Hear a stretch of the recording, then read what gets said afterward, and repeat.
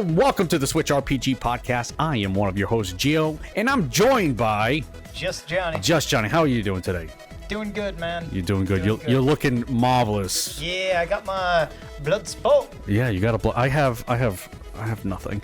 So if this is your first time listening, this is the show from SwitchRPG.com, where we bring you the latest in the world of RPGs on the Nintendo Switch. This week, we have a lot to get to. We're going to be talking some Fallout 76, unfortunately, some BlizzCon stuff, and I think you're going to throw some numbers at us today. I got some numbers, man. I hope you like them. Oh, well, we're gonna be crunching. We're going to do some maths. Always, don't forget you can visit us on the Discord. It's discord.switchrpg.com. And then we have Twitter at SwitchRPG. You have the YouTube at SwitchRPG. You know, we are everywhere. But first, Johnny, what are you playing? So I just acquired Icewind Dale and Planescape Torment on the Switch. Yep. So you're playing a little bit of the old-fashioned CRPGs that just actually came out. Yeah, it came out earlier this month, I believe, and just playing them. And they are clearly ports of the enhanced editions that came out on Steam. I don't know when, maybe like 3 years ago or 2 years ago. I think that's right. Yeah. But they are ports of those, and they have made changes. Obviously, controls being the most important one, and there's a whole lot of bells and knobs and little twisty bits that you can configure before starting up a brand new game. And you would probably recommend that everyone, if you start that game up, to maybe take a peek at all the stuff, all the options. There is a lot of stuff there, and they do explain it. There's like a little window thing that you can look at, but you don't know. It's one of those unfortunate situations where words aren't enough. You have to actually play the game a little bit just to figure out. But thankfully, you can adjust those settings as you're playing, so you can kind of eventually figure out what's happening as you're playing through. Yeah, I was actually able to play, and you may have as well, at PAX. They had a small hands-on demo, and they definitely having the control, obviously, that was their biggest concern, was, porting it over from PC world to controller world. That was their biggest challenge. Yeah, and they did a pretty good job. They not only, I'm a big fan of when UIs have where you hit a button or you move like the right stick or something like that, and it comes up with a radial menu. Yeah, Big fan of radial menus, and they have radial menus for sort of universal game menu options, like going into the map, going into your journal, going into your character sheets, those types of things, which are normally just mapped to certain hotkeys on the keyboard. Right. And if you ask me, that's a better way to access it, because it's a reminder of where all those things are, and all you have to remember is hold the right trigger, I believe it is, and a direction, and boom, you're off and going. And then the other trigger opens up. So a big thing in these types of PC games is that you can hotkey characters to sort of certain groups, right? This is the big RTS thing that happens in PC games. And they added that functionality, which I don't... I'm certain other games on Switch or console in general has done this, but they did that also onto a radial menu. So you have control groups, which is what it's called on PC. You have control group functionality inside of a console game, and I don't think I've ever seen that before, or if it has been done, it hasn't been done very often. And it's actually kind of cool, because there are many times where you want to group up, for example, your melee characters, assign them to one particular group, and so that you can very easily select that group and say, melee this enemy right there, and then also control group your squishies and say, hey, squishies, move there, and stay away from everybody, and stay away from everything, so you don't die. Because starting off at level 1, I have like a bard that has like 6 health, and then I have like these barbarians and berserkers that are 15 health. So obviously, almost triple the amount of health. That's crazy. But yeah, you're just getting into that, and you'll be reviewing that potentially, or you are reviewing that for for the site? Yeah, I'll be certainly I'll be reviewing Planescape because I already have lots of time into that on other versions. So I'm playing through the Switch version and just seeing how well it performs, how well it handles. Because a lot of it is just making sure that the transition, the porting to console doesn't have too many sacrifices, or if it has, happy little accidents where it actually plays better. Right. Those are nice things to discover. Excellent. So yeah, eventually, hopefully, I'll have reviews of both of those games up. And awesome. The Icewind Dale actually has the expansion for it, which is like Fury of the something. That sounds. Fury of the North. That doesn't sound like it's right. I believe you're. Yeah. But yeah, awesome. What else? What else you got going on? So I went to New York. All right. Yeah. So what? There's New York City, and you did what? I went to the Nintendo store for the first time. I actually saw pictures of this online, and I am jealous. Yeah, it's 2 floors. It's all surrounded by glass, so you can see into the store on both levels, and you see outside of the store. And there's just it's a small space, so it's not like outrageously huge for a store because it's New York and space is very limited. Yeah, space is a premium. Right. But what they have set up there, it's really cool. They have like a big giant, I don't know, it must have been like 6 or 7 foot tall Donkey Kong. Awesome. Because he's a big gorilla. There's a barrel right next to him. Behind Donkey Kong is like a big giant flagpole with Mario. I don't know if he's all the way at the top or like holding on to the flagpole, and then you see like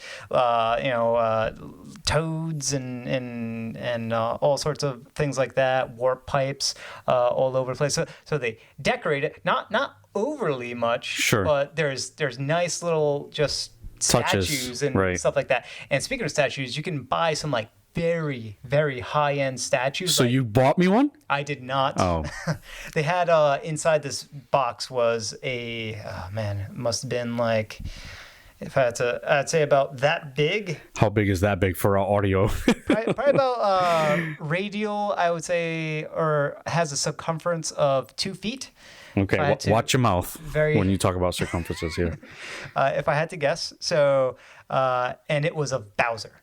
Oh, wow. And it was, think of like those high-end action figure, not really action figures. You don't pose them or anyway, just those high-end statues that you get from like, that you see of like Bloodborne characters or whatever. Right. It's of that quality. So it's a very nice quality thing of Bowser, but it's, I think the price tag on it was either $600 or $800 or right. Well, somewhere. I'll give you my address. We can work things out. Yeah. All right, cool. It was that. There's a lot of t-shirts, a lot of plushies everywhere. Yeah. That was the name of the game. Plushies, big giant statue of Link. Oh, yes. I've seen pictures of that. And I think the best part was there is this big giant screen that they have in there. And I recognize that screen from, I watch reaction videos of Nintendo Directs.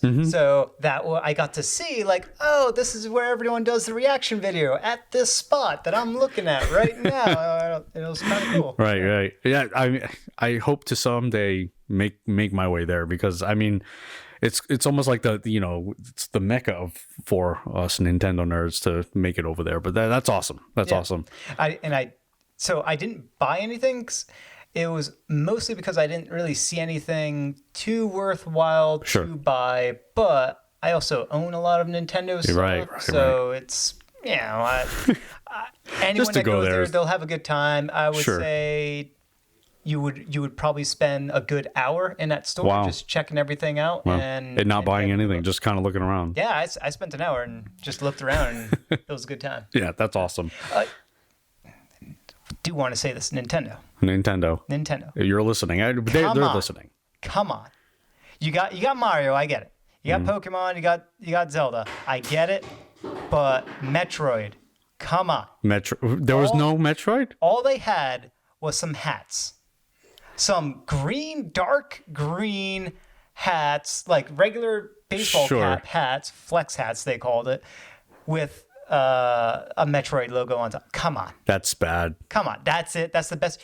They have a Captain Falcon replica helmet inside of a case. Okay. Right? They got, for Star Fox, they got a blaster and I think Star Fox's helmet in another Those case. are like B-level characters compared to Samus. I still want more from those, especially F-Zero. But for I could leave Metroid, it. I mean, come on. That's the best you could do. That's is bad. some hats that were. It didn't even have its own dedicated stand. It was part of the Animal Crossing stand. And Animal Crossing was on both sides. Oh man, Both sides. that's bad. Yeah.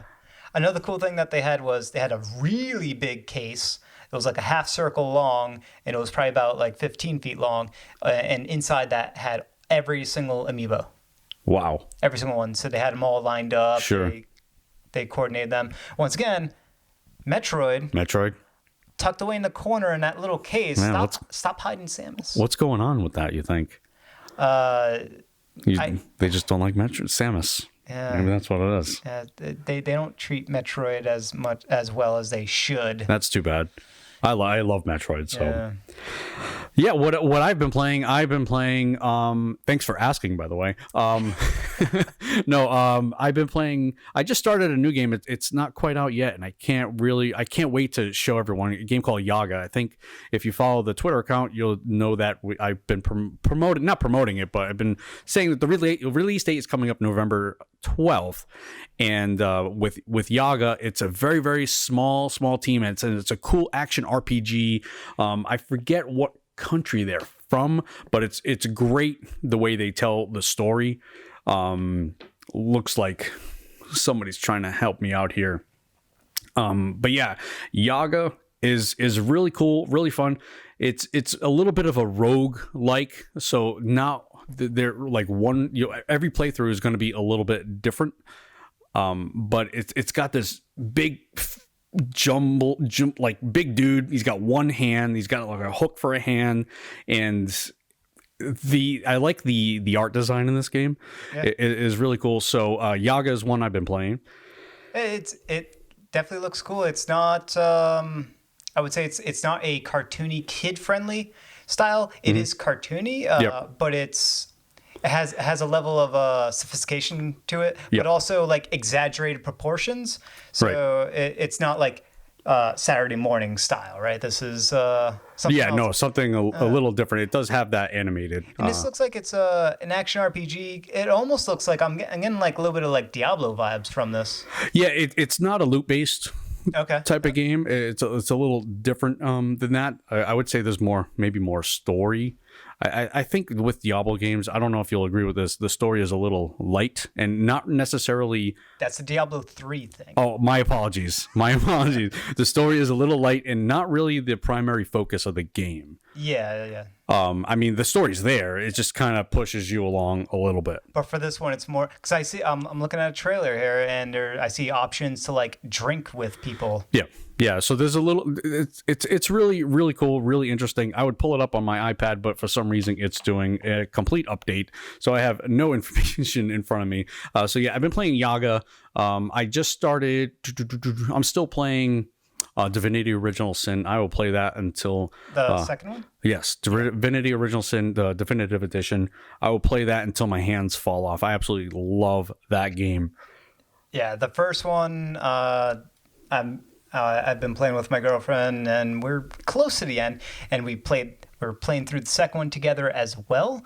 But we want to beat the first one first before going full bore on the second one. The second one, we can already tell it's like really, really good.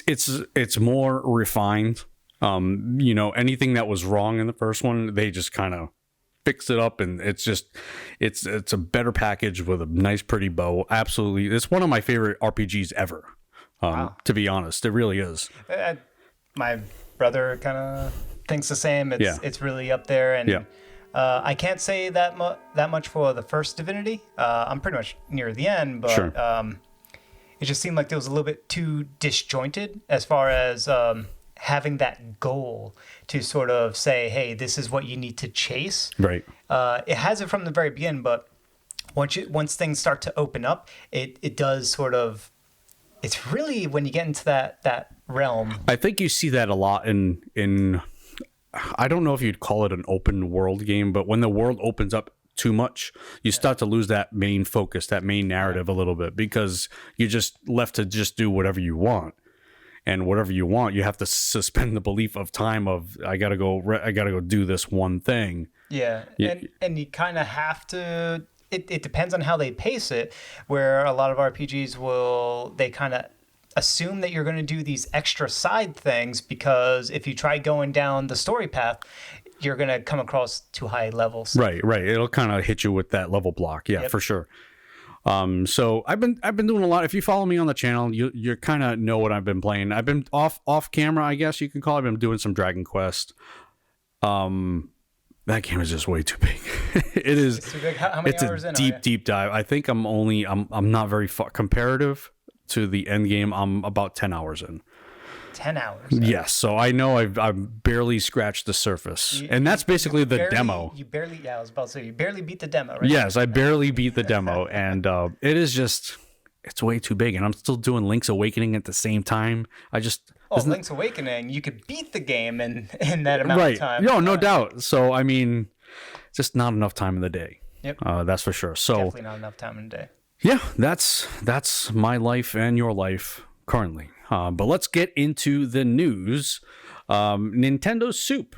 There was a little bit of a rumor, and I think this rumor is a little bit substantial. I don't typically like to get into rumors, but it was a tweet from someone, and it kind of falls in line with what's going on. So BlizzCon is coming to us November 1st. And what this rumor, I'll have to pull it up here in a second, basically says that Diablo 4 and Diablo 2, the best Diablo, may be coming soon. So, again, Diablo 4, I don't really know what to expect there. I mean, it could really just be anything. Yeah. And they have been teasing Diablo 4 for quite some time. I remember reading an article from somewhere, I forgot where, it might have been on Kotaku, where they were talking about how Blizzard gifted certain people of interest dice bags. They were Diablo-themed dice bags, but they were all D4s for dice. Really? Or something like that. It was something special about it was either a dice bag full of Or on D4s, the number 4 was something special? Or on the D4, there was something special. Okay. It was one of those things, and if that ain't a clue... Sure. Like, I mean, Blizzard does tease stuff. Remember the light switch? Right. For Diablo on Switch? And that totally made sense. Like, a year for that to actually come to fruition? Yeah. It took a little while, and it's obviously Diablo 4 is on the pipe. It just makes sense. But Diablo 2 remastered, I think, is probably maybe the more substantial rumor there. I mean, like I said, you can kind of expect 4 eventually coming, but Diablo 2 remastered. Why do you think they would revisit that? Is that just kind of the thing nowadays, to remaster some old IPs? Absolutely. And it's not just that. There's a clear telling sign that Diablo 2 Remastered is happening, because they've done StarCraft 1 Remastered. Okay. And they are doing Warcraft 3 Remastered. Oh, right. So it seems like they're picking and StarCraft 1 Remastered was with the expansion.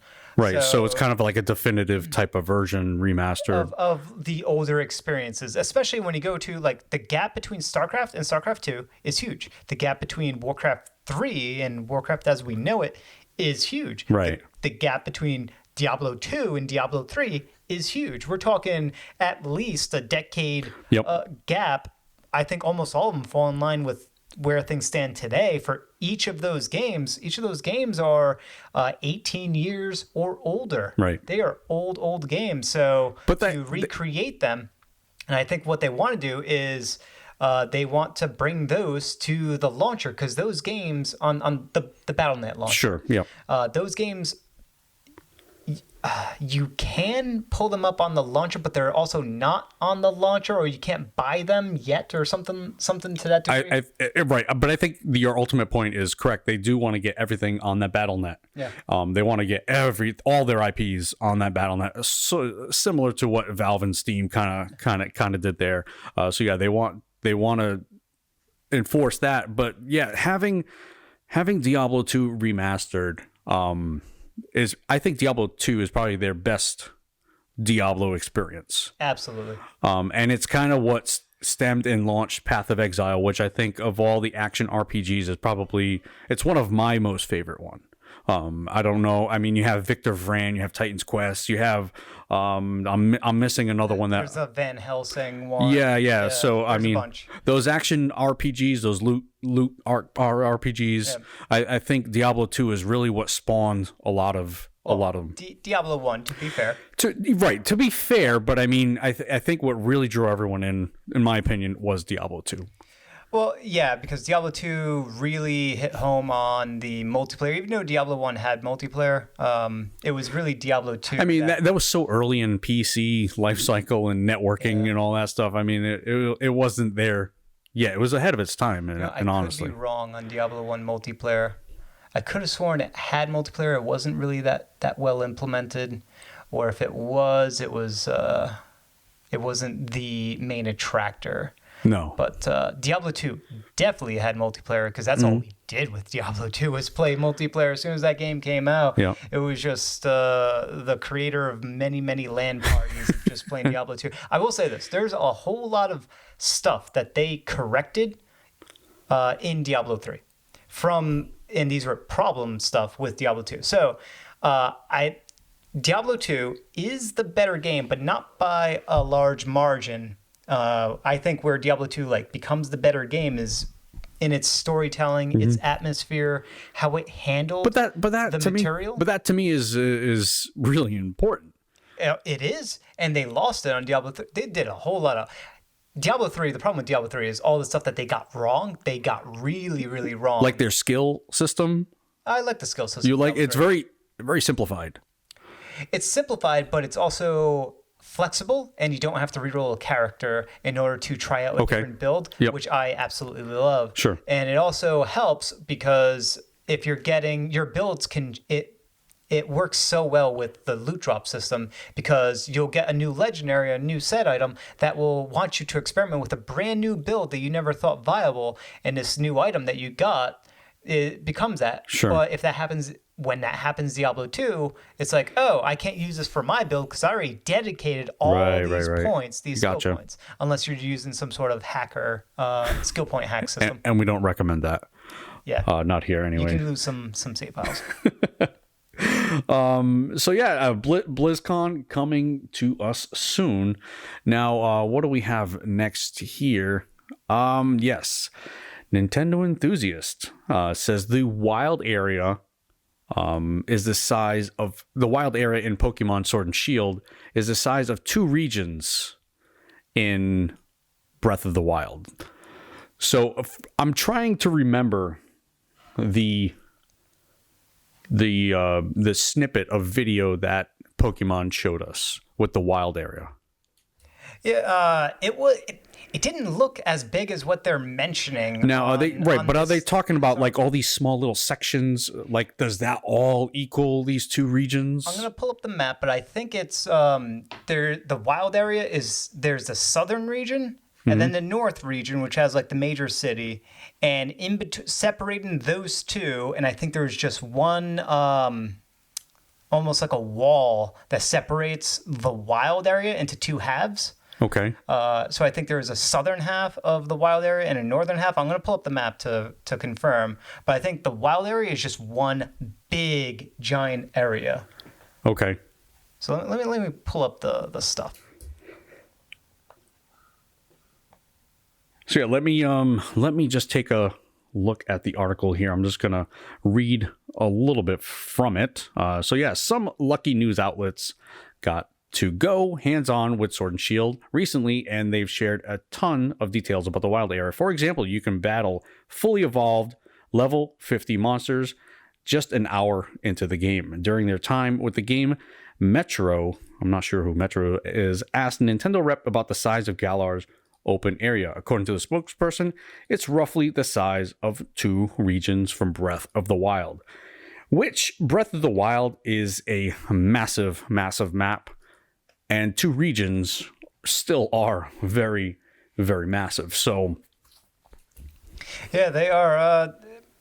It also kind of depends on which regions they're talking about. right. But, there's 12-ish regions in Breath of the Wild. So this is a significantly smaller map.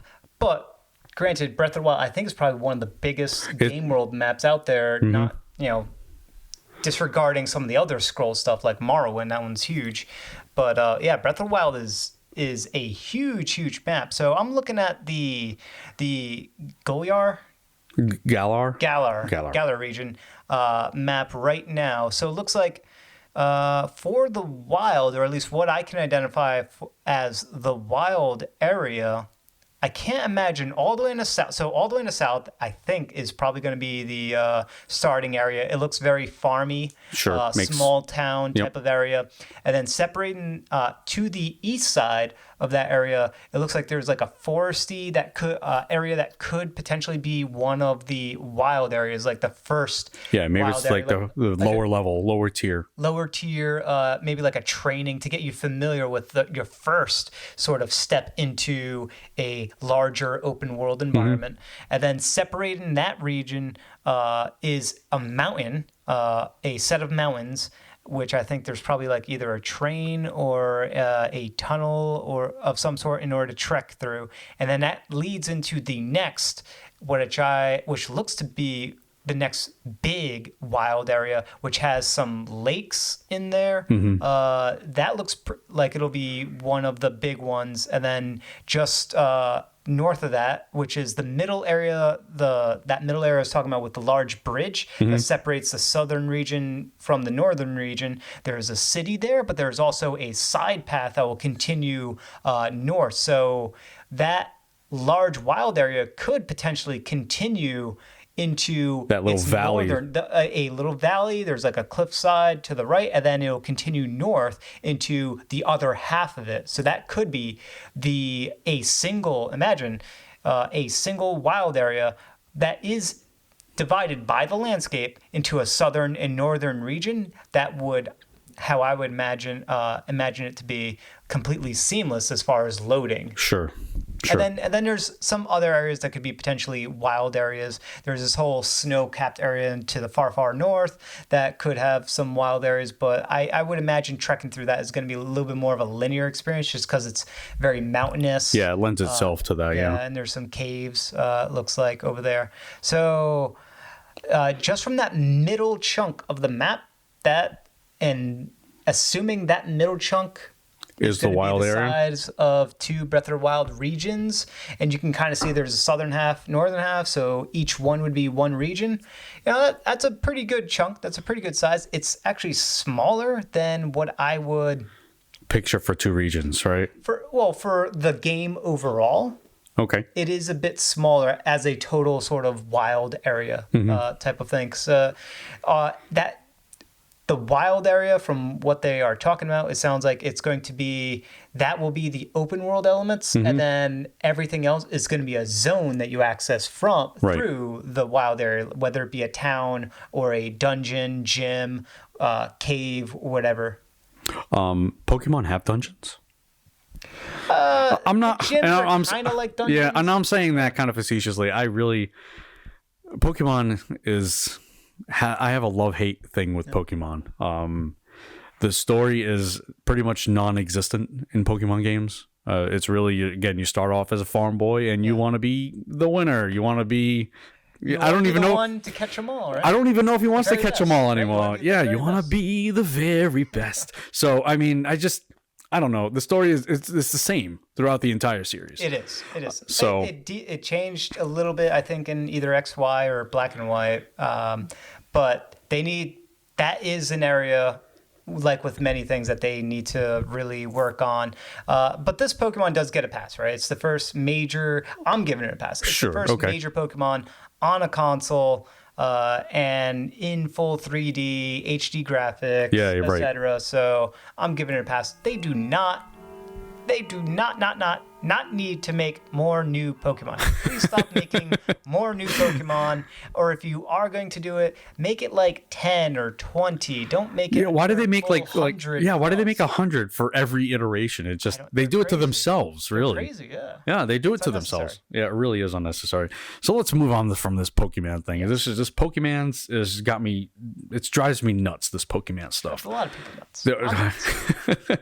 So just kind of an offshoot. We were talking about action RPGs here. Isometric action RPGs. We got Darksiders Genesis launching. Unfortunately for PC and Stadia first on December 5th, and then we'll hit Nintendo Switch and other consoles on February 14th. Happy Valentine's Day. Yeah, this came out of nowhere. Darksiders 3 came out last year. Yeah. Well, I don't know. I'm not sure if you were able to play this at all. It feels very much like Diablo 3, but I don't know how to say this. Maybe slower. Oh, you played it? I have played it. At E3. E3, okay. Yeah, I played it a little bit at E3, and it feels a little slower. It does have a lot of the cool like weapon effects that you see in, say, for example, Darksiders 2. I haven't played Darksiders 3, but it has a lot of the cool weapon animations. It has the loot pickups, and like you would expect from a Diablo-esque clone. Yeah, Darksiders 2 was like a Zelda. So Darksiders 1 was like a Zelda meets God of War. Darksiders 2 was a Zelda meets Diablo. Darksiders 3 was a Dark Soulsy style. Oh, really? I probably would like that then. But done bad. Oh, never mind. It didn't score so well. I didn't play Darksiders 3. So that one, I don't know if it's Dark Souls mixed with something else. And it looks like they're going the Diablo route with because I watched that video, the gameplay video of it, and yeah, it looks very much like Diablo. Yeah, it's just very slow. And one thing I really didn't like about it is the color palette, the color tones seemed to be like the same. It was all like the blues and the purples, and that I felt like that was the common theme throughout the two worlds that I got to play. It looks like a game I've seen done many, many times before. It looks like a game that it looks like the aesthetic looks like something that you've seen before across the board through Diablo. Not only just Diablo 3, it doesn't look like Diablo 3. It looks like a bunch of other Me Too Diablo-like games that try to copy the same thing. It's not really doing much that stands out. It's just leveraging the franchise, and this is probably a reskin, and I would not be surprised if this was being developed by, I think they're called Natsume. No, it's actually being developed by the folks who did Battle Chasers. Really? Airship Syndicate. Yeah. I could see Natsume doing that, but no, this is Airship Syndicate, and they're the ones who did Battle Chasers. Night War. Yeah. Which was a great game. I don't know why, I just have a soft spot in my heart for that game. That game, never played it, but visually it looks really good. So that's surprising because that game, Battle Chasers, has a distinct art style. Yes, and this one, not so much. I just, like I said, everything was kind of muddied up. Even the character blended into the background. Like it was just, I don't know. Maybe they'll change some stuff. You know what? It's probably not their fault at all. It's probably because they are the art style, because it does look similar to what other Darksiders games looks like. Okay, so maybe that's what their source material. Yeah, they're working off the source material. Yeah. So next we have another. It was kind of a. I don't know if you're familiar with this game, but Fairy Tail. No. Not at all. And I'm surprised because you seem to like anime. I don't know if I do like listeners like that, but you like the anime, and this is a very anime-esque game, and it looks really, really interesting to me, anyways. As an outsider, I'm not terribly into anime, but I don't mind it. Like I don't consider Xenoblade Chronicles 2 an anime-esque. Like there are some facets where you could see that, I think, maybe. I would consider Xenoblade 2 definitely anime. They started to transition into anime territory in Xenoblade X. Okay. But Xenoblade 1, no. No, not one. But with Fairy Tail, for some reason, it has that aesthetic that I think I might like. Yeah, this is definitely an anime, but oh man, these characters look very round. Yeah, their heads are like very, round, with a little tiny chins. It opened my eyes, and I think it might be something I want to get into. And I mean, when it comes to anime JRPGs, Tales of series is one of my favorite series out there. Absolutely love it. So this looks like it could be up my alley. It all depends on that combat system, though. Right, yeah, and that if you watch the video, I think it's the EGX gameplay video from this year. You will see that. Is this a video of the Switch or is this? No, this is on the video that they're showing us is from the PlayStation. Okay, but it is coming to the Switch. I believe so. Yep. Yeah. Hopefully it does well. Oh, it looks like it's a turn-based combat system. So it looks interesting. It has definitely some elements of Persona in there. Yeah. And there's a position system in this as well. Mm-hmm. Interesting. All right, yeah, something to think about. Keep an eye on. Keep it on the back burner. Don't forget about it. And in true fashion, I don't know. You may not know, you may not know. But since its inception, Fallout 76 has been on this podcast almost every single time. And typically, it's not very good news. Typically, I feel like every time it's mentioned, there's just something wrong. It's sad. It is sad, especially because Bethesda, I think they've kind of lost their way a little bit. And that's been since Fallout 4, even with Fallout 4. Yeah. It's a repeat of what has happened almost exactly. It's the same type of downfall that happened to Telltale, what I believe to be the same kind of downfall, because Telltale never updated that awful engine. It's just awful. Right. They never updated it, just kept working on it and kept pumping out more and more games. And Bethesda, specifically this team that works on, I think it's the Creation Engine, that just make game after game leveraging the same engine that has existed, and they have adapted it better, bear in mind, better than the Telltale people. Sure. But the engine is showing its age, and it is buggy. Very buggy. And, and that's just a common theme with Bethesda games. There's always bugs. But the reason why I bring this up is Bethesda has now launched something called Fallout 1. It is a subscription service that you can pay for monthly or yearly. I forget what the monthly charge is, but yearly it's about $100. Yep. Okay. And what this allows on Fallout 76, it gives you a private world. Okay. So you can now play on your own via server. So it's your own. It's not your own server. Instance. They're housing the server. Yeah. Well, you're effectively renting your own. So you're able to instance your own world that exists in Fallout 76, and only have. You can choose who you want to invite into your world and not have it open to outsiders. Right. I played the game when it initially launched and kind of a little bit recently. I don't know that you could find 7 friends to fill up your private world now. Yeah, no. And especially a world that has no NPCs and continues to have no NPCs. And they keep promising, yes, we're going to do it. I mean, they delayed it. They've delayed it. They've delayed their NPCs, and such a boring game. There really is no point to Fallout 76. What's a better Fallout 76? What is a better Fallout 76? I don't know. And this is going to sound like a huge insult, and it is. Oh no. To Fallout. Terraria. Really? Yeah, Terraria, I think, is the better Fallout 76. by a landslide.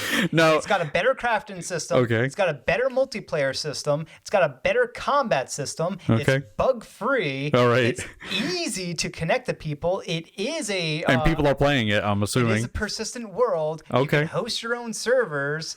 It's dirt cheap, if not borderline free. It's always on sale. It's on every single console, including the Switch.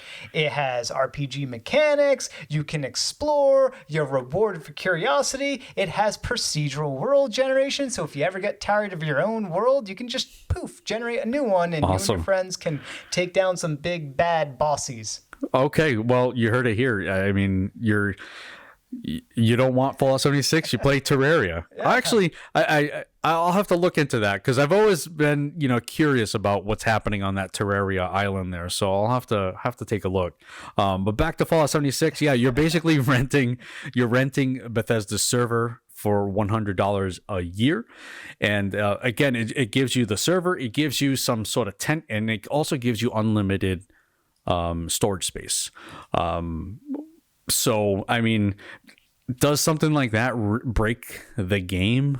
It does give you the currency. It does, yeah. It gives you some, It gives you some in-game currency that you would ultimately otherwise have to purchase with other monies. Yeah, with real money. So, and it is a slap in the face. It is probably, if you crunch the numbers, a deal from their perspective. It's a deal. From the gamer's perspective, I never believe in sort of putting in real money to get fake money to then use that money to buy stuff in a game. I'm always in favor of big expansions. Give me a big giant package, sure, and I'll buy that big giant package. Yep. Now, for a game like this, and with a deal like this, it sounds like they're going the subscription service, treating it the same way that they would an MMO. Well, they do it with they do something like this. It's not like something like this. They do it with Elder Scrolls. They have a subscription base with that as well. Well, that's an MMO. Right. It is, exactly. Yeah. It is an MMO. But Fallout 76 is not an MMO. It is not. And the world of Fallout 76 doesn't even come close to the world of Elder Scrolls. So size comparison, it's not there. You can't compare the amount of content. The content that they're promising, they had to delay. So they're pricing it at MMO subscription prices very close to it. I think the monthly was like $12.99 or $13.99. Yeah, I think you're right. It's ridiculously high. That is a MMO monthly price. Now, if you get the $100 throughout the entire year, that does bring it down a little bit. But even then, you still have to compare it to other MMOs, and that is... For what you're getting, it's just not there. Yeah, it's definitely not there. It's an insult, beyond an insult. It's just laughable, especially when there's other games that do this exact same stuff and give their updates for free and don't charge subscriptions. That pirate game that came out from Rare. For us, no. The sales, yeah, something sales. Yes. Yeah. Do they do a subscription thing? Is this something sales? I don't know. But they don't have a subscription. But you're right. I prefer if you're gonna eat away at my wallet, I prefer a bigger chunk DLC, like say for example, The Witcher did. I have no problems with something like that. It's kind of it doesn't break the game. It doesn't change the game. It's there if you kind of want it. I mean, Destiny. Or Destiny. Destiny, right? They hold off on new content, and they do release content as they go, but they hold off on the big giant content with major expansions. And it seems like it's a yearly thing where every year there's a big new expansion that you can purchase, and that will hold you off for a bit with Destiny. Now, I don't play Destiny, so... But you're right. I think your point is... They treat their audience better, and they're not charging people, $100 for an entire year with promises of pretty much nothing. Well, promises of things I feel should already be in the game. Not necessarily private servers, but some of your other stuff kind of should already be there. Back to Elder Scrolls Online, that's an experience I don't have to sink any money into, and I get a full-fledged MMO experience by just buying the game initially. Yeah, and you actually still have to buy Fallout 76 and then buy that $100. Right. No, so I mean, I don't know. What do you guys think? It's just not something I'm very fond of, and you know, and I'm a big fan of Bethesda and the Fallout games. I love the lore, I love all that stuff, but this is just. Yeah. This just doesn't seem like it's the people who like to play the games. You know, it seems like this is a higher up management decision. You know, we need to recoup money and development and stuff. It just, I don't know. It just doesn't sit right with me. Yeah, I was so excited when they first announced Fallout 76 E3 last year. Mm-hmm. So excited. My girlfriend and I were huge Fallout fans. We were ready to jump on this game and play it all together. And just as the news came out, as the bad feedback came out, the impressions, the worries, and then just seeing it's just a train wreck that it was. Yeah, it really was like a sinking ship. Continues to be. Yeah, no matter what news comes out, it just does not get good PR at all. They need to do what was it, like Happy Games or whatever? The people that made Happy Few Games? No. The ones that made that space game where they overpromised, underdelivered. No Man's Sky. No Man's Sky, that team. They're like Happy Garage Games or something like that. I forgot what they're called. But that studio, right? They went dark. Yeah. They stood silent. They worked on it. Relaunched. Started coming out with like little mini expansions and patches and whatnot. And then they did like big content updates for free. For free. Right. I mean, they overpromised and didn't deliver. So there was they did it kind of to themselves, really. So I mean, maybe that's kind of the same situation here, but you're right. They did it for nothing. They had to fix and now their brand. It's a significantly better game. Sure. Yeah. I hear that as well. But like I said, they had to fix their brand. Now with Bethesda, their past few E3 showings have been kind of meh. They gave us a snippet of Elder Scrolls Starfield. They didn't show anything in Starfield. It was terrible. That was just, they didn't need to do that. And some eye candy for Elder Scrolls 6. It really wasn't even eye candy. Whatever that was, you know, it was just, and people kind of went crazy about it at the time. But I mean, eye candy is what they did with showing off Breath of the Wild for the first time. That's actual eye candy, right? Because that was running an engine, etc. What they did with Elder Scrolls 6. Yeah, I've never felt that Bethesda should have their own showing or their own day at an E3. I mean, they have other games. It's just that they don't have enough games. That's what it is. They need more studios. Right. If they had more studios developing more games, they could pad out, because they have enough big games. They definitely have enough big games. They just need more smaller games. So they need to sort of tap into the indie market, pull in a bunch of, and partner up with a bunch of indie studios and have them to sort of pad out and flesh out their presentation. Right. And also don't make their presentation so long and with rock bands and ridiculous stuff. And also every single time they say one sentence, they give like a 10-second pause so that the audience can quiet down. Don't do that. Just say your stuff. You're right. But I just never felt that they should have their own day, but that's just whatever. Yeah. And that's going to there's one more thing. This is where there's one more thing. We did it. Oh. Well, wait, there's one more thing.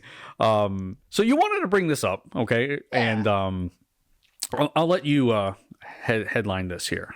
All right. So I like to follow these little number things all the time because I like to dabble here and there in video game stock companies and whatnot and stuff like that. So this information I think is, at the very least, it's interesting. It lets you know where the state of certain consoles are, games are, things of that nature. So every week, Famitsu reports on the weekly sales of various video games and consoles that happen in Japan, and they usually report the top 10 best-selling games of the week, followed by the top, however many consoles that exist during that point in time, the tops of those consoles. And in this particular week that just passed up, there's 9 of them.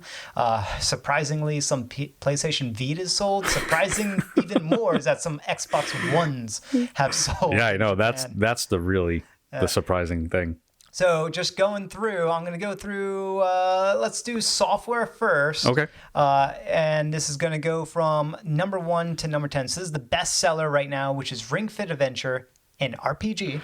RPG. It is an RPG. It's almost a real world RPG, but it is the game itself. The gameplay is an RPG. You level up yourself. You have a character that's also leveling up. Yep. That finished number 1 at 68.5 ish. I'll just call it 68K, round up a little bit, in sales. And just from the historical sort of behavior of sales that I'm familiar with, because I've been looking at these charts for quite a while across the years, that's a pretty good start for a brand new franchise. That's just in general pretty good sales. Not just a new franchise. This is like a whole new. This is a new hardware. This is something totally different. Higher price tag. It's $80 instead of 60. Yep. So there's a higher barrier to entry. This is selling better than the wood, the cardboard. Labos. Yep. Yeah, so this is actually starting off on a better foot than Labo is. So it's going to be very interesting to see how well the Ring Fit Adventure is going to sell throughout. And through Famitsu's sales data, you can kind of pay attention to the long-term trend of these things. So that'll be interesting. Mm-hmm. Number 2, Story of Seasons, Friends of Mineral Town. That's sort of a pseudo sequel. It's a spiritual successor to Harvest Moon. Yep. And that's the second best. And these are both launches. So they both launched the prior week. So these are both brand new titles. That's at 66K. Then we have Dragon Quest 11S for the Switch. That's at number 3. 15, almost 16K. And then following up, there is Disney Tsum Tsum, which is ridiculous. Also on Switch at almost 12K. I can't believe that's even on the list. Yeah. Well, Disney is actually pretty popular. Mm-hmm. So if you ever see a Disney title, Disney game, when it goes to Japan, it actually does sell decently well. It was on the list for the past few weeks. Wow. Let's see. So Minecraft, holding true. That's in Japan, incredible. Number 5. Just Minecraft is one of those never dies type thing. That's been out for a long time now. Yeah, it's been out for a very long time. I mean, well, I'm not sure when it hit Switch Japan. But it was certainly within the first year, I believe. Yep. So that is just amazing that it's still holding true. The total sales are also reported with these numbers. So for this one, it's getting very close to 1 million sales in Japan. And 1 million may not sound like a lot, but that is a lot, especially in Japan, where we're selling 1 million. Just 1 million in Japan is phenomenal success. That's insane. Games usually don't do that well. To put that in perspective, Smash Brothers, which is ginormous in Japan and across the world, is at 3.3 million. Right. Wow. So this is 1/3, a little under 1/3 that. So it's creeping up, and it's just doing well. And that's at number 5. Number 6, Mario Kart 8, another one of those diehards. It just keeps going and going. That's at the total sales for that is almost 2.5 million. And that's Mario Kart 8, right? So that's just a phenomenal thing. It just sells really well. And that's essentially a Wii U game, you know? Yeah, and it's a Wii U remake. Right. But yeah, one thing you'll notice on these weekly sales is that you're almost always guaranteed to see Mario Kart, Zelda, potentially, certainly Breath of the Wild. Smash Brothers. So it's Mario Kart, Smash, almost for certain happening. You're going to see another Mario title. It bounces between whatever the most recent Mario title is. This one being Mario Maker is number 7 for the 7th size. And then number 8, the first non-Nintendo Switch game that's on the top 10, which is Monster Hunter World Iceborne, the expansion that came out in September. Not that long ago. Not that long ago, but it's already over 250,000. It's at almost 380K. That's really good success, especially for an expansion to a game. And then number 9 and 10 is Smash Brothers, and then Witcher 3, which is surprising because Western RPGs don't necessarily do Western well. Games in general, except for Minecraft is a weird anomaly. Western games, when you look at this top 10, it's Minecraft and Witcher. Those are the Western games that are on the top 10. Right. And Witcher, it snuck in. It's it sold. So it was a brand new debut, 7,200 copies, a little over that. I would assume that number would go up a little bit, but just being on the list in general, I'm pretty surprised about. Yeah, I bet the people at that company, CD Projekt, Right. are a bit surprised on that as well. No, I will. So we on this top 10 list, we only have one PlayStation 4 game. I will say, PS4 exclusive titles have slowed down tremendously, and that's most likely due to the PS5 that launch coming. So they've really kind of slowed their progress down, and that may have something to do with their sales as well as their sales software wise and hardware wise. That would be my opinion, but. Yeah. Also, this week in particular, it's not a particularly good selling week overall. I believe last week's Famitsu sales, the numbers overall were a little bit higher when it came to software sales, and the week before that especially was a little bit higher than that. With PS4, usually, and this has been the trend for like this whole year, is just it's been dominated and. The year before that as well, been dominated by the Nintendo Switch titles. It's usually 8 to 9 Nintendo Switch titles. There have been a few times where it was just nothing but Nintendo Switch or 3DS titles. And sometimes you'll see an even split of about 5 Switch titles and 5 PlayStation or some other system type titles, but that's very, very rare when that happens. And yeah, the transition to the next console age is going to be something real, because Nintendo Switch is just completely dominating, and the PS4, which should be doing really well, is it's not showing up. At least the titles are not showing up. Right. Hardware sales. If you sum up the Nintendo Switch and the Switch Lite for the week, 54K, very, very good, especially when you compare that to the PlayStation 4. If you sum up the PlayStation 4, PlayStation 4 Pro, that's at a little over 7K. So that's an order of magnitude 7 times higher. That's how many for a week. So for every 7 Switches, you only get 1 PS4 that's sold during that week. Sure. So that's crazy. Yeah. That's a lot of ramp up. That's some good sales, and it's been like that for the past few weeks, few months. It's been like that pretty much throughout the entire year, especially in Japan, and you can see that in the totals. The total number of Switches is getting dangerously close to breaking 10 million, and it has already surpassed the PlayStation 4. The PlayStation 4 lifetime life total, in Japan. So you can see the numbers. So the Switch, the main Switch system, is a little over 9.2 million. The Switch Lite, which just came out, is at 333K. And then the PS4, the original, is 7.1 million, followed by the PS4 Pro, which is 1.3 million. So you can see that the Switch earlier this year passed up. It might have been in March or April. It passed up the PlayStation 4 and is just the pacing. It's far exceeding the PS4. Right, Pro. and to put it into perspective, PlayStation 4 was released, I think, a year and a half prior to the Switch. Yes. Oh, the Pro. Not the Pro. The Pro was kind of around the same time, wasn't not? So the Switch came out 2017. Right. When did PlayStation 4 release? PlayStation 4 came out, I think, 2013. There was like a 4-year gap. Oh, 4-year gap. Oh, what did I say? 3? I think you said 2 or 3. Okay. Either way, that's still a crazy number for the Nintendo Switch to even remotely catch up to that. Now, I think there are a few.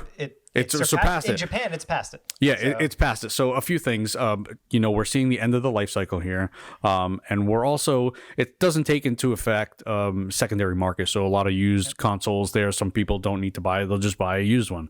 And maybe some of those PlayStation 4 people are also buying now Switches. So I mean, there's a lot of things to take into consideration, especially with Japan. Japan, for the handheld market, they absolutely go insane with this stuff, and they have the Switch, which is, that's kind of a, it's a home console and a handheld. It's just the best of all worlds there. It is the perfect console for that market. Yeah. And you can see it very clearly in these numbers. So a nice little thing, and by the way, there's also the 3DS, the new 2DS XL. Those are still selling. And if you total up the 3DS line, the Switch has already surpassed that. The Xbox One, forget about it. If you total that up, that will still make an Xbox gamer very, very sad. That's and me. Cry a little. Yeah, the Xbox One and even the Xbox 360 have never taken off. No, in Japan. they would never. Their sales are absolutely abysmal, which is why you stopped seeing the Microsoft exclusives, right? The what was it? Tales of Vesperia. Tales of Vesperia was one. Lost Odyssey. Blue Dragon. Blue Dragon. Yep. There was a huge push by Microsoft to attract the Japanese market, But they just stopped. They stopped because it wasn't working. Right, and they right. tried. That's a good push. I mean, when you have those 3 titles and more, And they're great games. yeah, well, some. Well, Tales of Vesperia is good. Lost Odyssey, I couldn't really get into Lost it. Odyssey, yeah, that's not one. I don't know, but Blue Dragon had its charm. Yeah, Blue Dragon's like a good mediocre one. Yeah. Yeah, so I mean, they're not bad. No. They were definitely good tries. And another thing, so just going back onto the Switch talk, if you take this is sort of like a rough estimate of something that I have sort of figured out as a sort of gauge of total hardware sales of the Switch. It fluctuates between, if you take the total Japanese sales, which right now is right around 9.5 million. If you take that number and multiply it by 4 or 5, depending on the time of the year, that's what you're typically come to expect for total system sales throughout the world, the worldwide Switch sales. So that's a good indicator. So every time Nintendo doesn't announce those numbers, or every time they do announce those numbers, I recalculate what that sort of multiplicative factor, and then by following these Japanese sales, you can see how well the Switch is performing worldwide by using that little fudge factor of 4 or 5 as a multiplier. So it's doing well. It's doing real well, seeing how it's 2.5. Yeah, and it's in a great falling in line with it's in between generations. Yeah. So I think that helped it, but obviously what really helped it was the failure of the Wii U. So they ended up having to do this. Huge failure. So yeah, very, very interesting. Nice. All right, ladies and gentlemen, it's time to hear from you. Remember, we're all about community here at Switch RPG Podcast. So if you want to be a part of the show, you can email your feedback and questions at podcast@switchrpg.com. Again, that's podcast@switchrpg.com. And you can dive into our Discord server, Twitter account, whatever, any of that stuff. Ask us a question. Now, we do actually have one question I pulled from YouTube. Michael C. asks, Hey, Michael. Hey, Michael. What is your favorite RPG on the Switch right now? Not in the future. What are our favorite? Yeah. What is your favorite RPG on the Switch right now? Just one. Easy. Xenoblade 2. Oh, geez. We can't have the same answer, can we? All right. So I'm going to change my answer. I'll change mine. No. Oh, jeez. Okay. You know what? I'll change it again. Breath of the Wild. Wait. That will be it. Breath of the Wild. Okay. Yeah. You see what just happened here? But to be honest, I think Breath of the Wild is one of the best games to release in the last decade at a minimum. It's probably one of the best games. It's certainly one of the best games of all time. I might hail it as the best game of all time. Not my favorite, but identifiably one of the best games. Sure. Now, what's interesting though is you rattled off 3 games, one of which is not an RPG, but the other 2, your first 2 are RPGs, and they're both very, very different. So you have Xenoblade Chronicles 2, and then you have Fire Emblem. One's a kind of a strategy tactical RPG. One's real time, open world. Yep. JRPG, but it's got some. Yeah, it's got some. It is real time. It kind of very epic scale. Yeah, it is. It's a phenomenal game. That would have been my answer, along with Fire Emblem. I think right now Fire Emblem may be my RPG of the year. I kind of have a few out there, but that's a really good one. But Divinity Original Sin for me right now is because that's one of my all-time favorite RPGs. I guess that has to be my favorite. All right, if I have to put my foot down, it'll be stomping my foot on Careful. Breath of the Wild. Breath of the Wild. Okay, you know what? We're moving on. And then Xenoblade 2. However, not Torna, the Golden Country. Not that is a bad part of it. It's just not as good. It's not as good, really? Not as good as Xenoblade 2. Okay. I mean, It's still good. I think you mentioned that it kind of it changed the battle system. There's a little bit of Changed it in a good way too. Okay, so It did great stuff. It's just it's really just the story was a little bit of a letdown. Okay. And the padding that they added into it was a bit insulting. okay. And the music was a little bit lackluster. It's different though. So Okay. It's just they kind of went with more of a jazz storyline Hmm. and Where- or soundtrack, and I don't like jazz. Yeah. Whereas the Xenoblade Chronicles 2 is more of a rock. I mean, this is a good mix. orchestrated. It's fully well, no, orchestrated. but there are some battles the are battle rock, theme. I yeah. think the battle theme is probably my most favorite, so I always like hone in on that one. But yeah, it's very orchestrated. Yeah, you're right. You're right.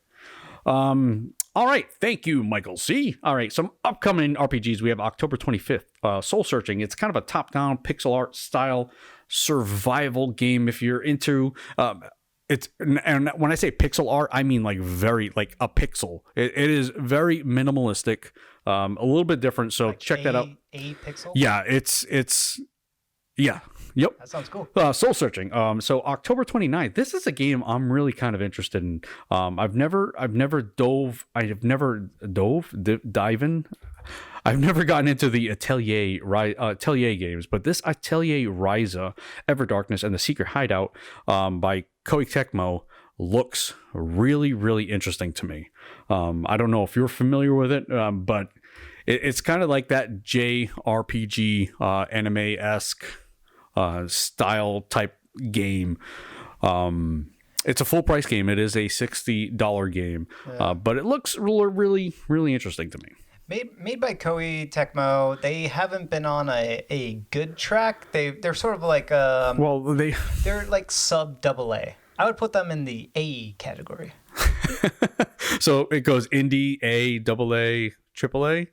Well, I put indie on its own tier. There's A indie, AA indie, AAA indie. Okay. Like Shovel Knight is AAA indie. Okay. Or Steam. How about the Image and Form? Are they AAA indie? Larian Studios would be AAA indie. Larian is definitely AAA indie. All right. So Image and Form, Steam World Quest, and I'd Heist. put them in AA. AA. All right, we're gonna build our own team at some point. It'll be really interesting. So Koei Tecmo, you're right. I mean, they do a lot of the Dynasty Warrior type of stuff and Hyrule Warriors. I'm not really interested in those games, but this is very different from that altogether. So that is coming up October 29th. Then we have Disgaea 4 Complete Plus Minus plus whatever it is. We have that coming in by NIS America. That is on the 29th. And then we have Dusk Diver, which is another anime inspired game. I forget who the publisher and developer is on that, but Dusk Diver is also coming the 29th. It really reminds me, I'm trying to think of the game it reminds me of. But either way, it's an anime-inspired game. If that's something you're into, Dusk Diver is definitely where it's at. Are you thinking? It looks almost like No More Heroes, actiony, but not, or maybe a Asura's Wrath. It looks very actiony. I don't. It is definitely more actiony. There's really no turn-based elements to it. It is a real-time action RPG. And then for kind of our off-topic side quest that we've been going on for a while, we kind of mentioned this just before recording here. I don't have anything written down there. What is the worst game you've ever played? The worst game I ever Or played. give me a few. I don't know. I mean, have there been that many? There's been so many. I play a lot of indie games, and unfortunately, there's a lot of really, really bad indie games. And you're right. How about exist. the worst game you've ever played that you were expecting a little bit more from? Do you have some in mind? That way I can kind of like brain up a few. Well, there was a game recently. I got it. I got some. You got one? All right. So, but you can go through yours. All right. I mean, I'll just do my most recent one was Quest Hunter. I actually played it for the channel. I was expecting so much more from it. It reminded me of an action RPG like akin to Diablo, and it was very, very. It wasn't like that at all. And maybe it's just my expectations were just way too high. Excuse me. And it felt like I don't want to destroy the developers because they put in a lot of time on these. It's all good. No. I don't want to burn bridges at all. So it's kind of tough to say this, but it felt like a kid game. It really felt like a kid developed the game. There was no cohesiveness through different dungeons. It felt, I don't know. It was just, look it up, Quest Hunter. It's not so good. All right, so in the same boat, the title I'm definitely picking, and it's because of expectations. So that's the only reason why I'm bringing this up, right? And I'm not saying that this game is bad. It's definitely a great game, but it is nowhere near the praise that this game has gotten, not by a landslide, and that's The Last of Us. That to me was a huge. The Last of Us? The Last of Us, yeah. I was severely. I played it to completion, and it's just there was nothing in there, especially in the story. The best story best story elements in storytelling and direction, etc., and scene play and stuff like that happened in that game was in the first hour. After that, everything was so expected, predictable, and the gameplay, there's no real like major escalation progression of gameplay. They do cook up some different scenarios of combat, sneaking, hiding, etc., but it was just too linear and too much of a walled experience. There were so many invisible walls in that game. Right. In places where I did not expect invisible walls to be. It was so confining and so restricting.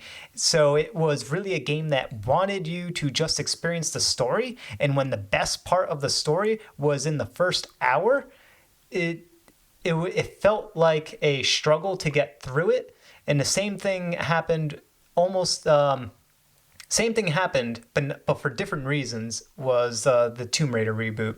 Okay. That was another one. But The Last of Us, to me, irked me a bit more just because I was... right? Game of the Year. I was expecting Game of the Year. Right. And that I did not get Game of the Year playing through that game to the end, and especially when the ending was getting so much praise. And that ending was awful. It was such a... silly, like someone wrote it in what the ending scenario of that game. They just did not care to make it have any sense of a realism to it at all. It was completely Hollywood. Like, it was just bad. Just bad. I'm also going to add another one. We spent a lot of time on it. Fallout 76. Oh man. Not only do I own the game, I own the Power Armor edition. So I own this stupid helmet that may or may not give me mold infections. I don't know if you heard about that. Oh yeah, I heard that. I also own, again, I own the helmet. I own 2 duffel bags because the first one was made out of some sort of vinyl that wasn't represented. Cheap vinyl instead of being canvas like it was advertised. Yeah, so I have the vinyl and a canvas bag that I'm not going to do anything with. And I can't believe you bought that. Well, like I told you, I'm a big collector. Okay. Yep. You'll have to stop by my home and you'll have to see it. I saw some photos. Okay. So, very impressive. I have a lot of Bethesda stuff from Fallout 3 onwards. And this was almost like, all right, I got the New Vegas Collector's Edition. I have the Fallout 3 Collector's Edition. I have the Fallout 4 Collector's Edition. I have the Fallout Anthology, and here I go with the Power Armor Edition. Wow, okay. So that was just the dumb Geo collector guy. So you spent all this money, and then you fire up, you download the game, takes hours. In the meantime, you're playing with your helmet. Why am I watching this down? Yeah, I had my helmet on the entire time. Yeah, so I did put it in there, and there was really there was nothing to do. I mean, there weren't, because it had gotten bad press. Yep. Even, right up until launch, and there weren't many players to begin with. So forget about it now. You barely find anyone to play with. Yeah. But another experience that like really, really upset me, just because of a franchise that I loved so much, was Diablo 3. Oh, okay. We kind of talked about that a little bit, and everyone kind of understands like the hate for Diablo, the initial launch of Diablo 3. The auction house was kind of a slap in the face to a lot of people. It was a forced online connectivity. Yep. There was so much to hate about Diablo 3, how they handled that storyline, how they dumbed down the entire sort of aesthetic of the game. Yeah. I wrote a very large review. I read the 7,000 word review, and I mean, it's not a terrible game by any stretch. Yeah. I mean, I don't like the skill system. I prefer Path of Exile's skill system any day over a lot of games, to be honest with you.